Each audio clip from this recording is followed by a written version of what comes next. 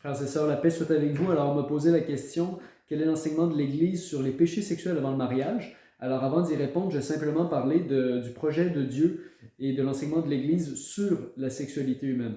Alors, Dieu a créé l'homme et la femme à son image, c'est ce que nous racontent les premiers chapitres de la Genèse. Et puis, en fait, il a créé homme et femme à son image, non seulement parce qu'ils ont une intelligence, une volonté, mais aussi parce que dans leur corps est inscrite la signification de communion profonde à laquelle ils sont appelés. Hommes et femmes sont appelés à faire une seule chair, nous dit le texte de la Genèse, et puis il nous rappelle Jésus-Christ. Alors en effet, à l'image du Dieu qui est Trinité, qui est circulation d'amour, on est appelé à être nous aussi, hommes et femmes, ensemble, profondément liés en communion. Hein, ils ne feront plus qu'une seule chair.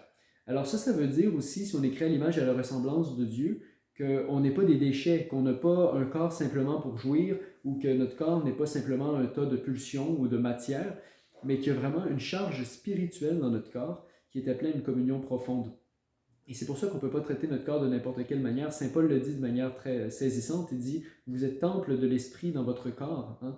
Il dit, faites pas n'importe quoi avec ce temple-là. Alors, je pense que très souvent, quand on pense à l'enseignement de l'Église, on se dit, ah, elle nous empêche d'avoir du fun ou je sais pas quoi. Mais en fait, on peine à croire nous-mêmes à la profondeur de la vocation de notre corps, de notre âme, de qui nous sommes. Hein. Nous sommes appelés à la résurrection de la chair, nous sommes appelés à devenir temple de l'esprit, nous le sommes par le baptême. Et puis en fait, nous sommes dotés d'une dignité infinie, hein, très très grande, parce que créé à l'image et à la ressemblance de Dieu et racheté par le Christ. Et c'est pour ça que notre corps n'est pas fait pour faire n'importe quoi. D'ailleurs, Jean-Paul II a écrit plus de 800 pages hein, sur la sexualité et l'amour humain. Donc quand on pense que dans l'Église, la sexualité est un tabou, en fait, c'est pas le cas. Ceci étant dit, effectivement, beaucoup de gens en ont parlé de manière maladroite, mais la bonne nouvelle, en fait, de Jésus-Christ, elle s'applique aussi à la sexualité. Il y a une bonne nouvelle pour l'amour humain. L'amour humain est racheté, est élevé, parce que laissé à nos propres pulsions, on peut tendre simplement à la domination ou à la convoitise, mais Jésus nous appelle à beaucoup plus, à une communion profonde qui est possible par sa grâce. Hein. Un amour qui est gratuit, qui est total, qui est fécond et qui est inconditionnel.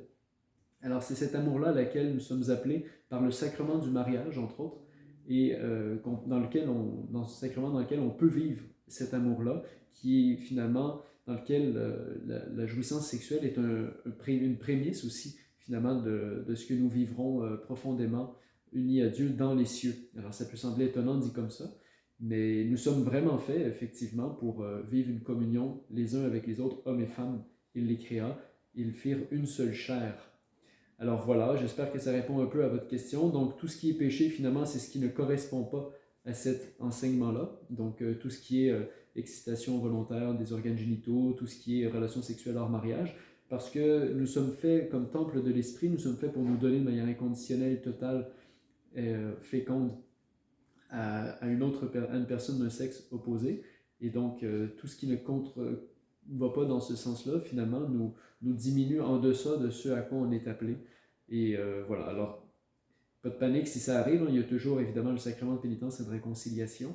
Et puis évidemment, on peut toujours développer des vertus de maîtrise de soi, de pureté, de chasteté, qui sont jamais totalement acquises une fois pour toutes, qui sont toujours à développer. Et je vous encourage à aimer votre corps, à vous aimer vous-même, à vous recevoir comme un don de Dieu.